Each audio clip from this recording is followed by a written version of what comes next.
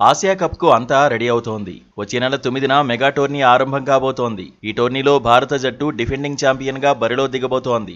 అయితే భారత్ పాకిస్తాన్ మధ్య September 14న match జరగబోతోంది. ఈ మ్యాచ్ నుంచి భారత్ తప్పుకోవాలనే డిమాండ్స్ ఒకవైపు వినిపిస్తున్నాయి. దేశం కంటే ఏదీ ముఖ్యం కాదని అభిమానుల్లో చర్చ ఉంది. అయితే ఆసియా కప్ లో పాకిస్తాన్ తో మ్యాచ్ నుంచి భారత్ తప్పుకునే అవకాశాలేమీ లేవని ఎక్స్పర్ట్స్ చెబుతున్నారు. ఈ టైంలో పాకిస్తాన్ పై భారత జట్టు చెలరేగిపోవాలని ఫ్యాన్స్ కోరుకుంటున్నారు. అయినా టీమిండియాకు పాక్ అసలు పోటీ ఇవ్వగలదా అనే చర్చ కూడా ఉంది. కొంతకాలంగా దాయాది జట్టు ఆట తీరు గొప్పగా ఏమీ లేదు. తాజాగా వెస్టిండీస్ తో వన్డే సిరీస్ లోనూ చిత్తయింది. 34 సంవత్సరాల తర్వాత కరేబియన్ జట్టుకు సిరీస్ ను కోల్పోయింది. దీంతో గతంలో మాదిరిగా పాక్ తో మ్యాచ్ పెద్దగా కిక్ ఇవ్వకపోవచ్చనే అంచనాలు ఉన్నాయి. గత champions trophy, T20 world cup, one day world cup లోనూ భారత జట్టుకు పాక్ పోటీ ఇవ్వలేకపోయిందనే చర్చ జరుగుతోంది. అయినప్పటికీ పాక్ జట్టును లైట్ తీసుకోవద్దనే సూచనలు వినిపిస్తున్నాయి. పాక్ ఫైట్ ఇస్తే మాత్రం ఉత్కంఠ పోరు తప్పదని ఎక్స్పర్ట్స్ అంచనా వేస్తున్నారు.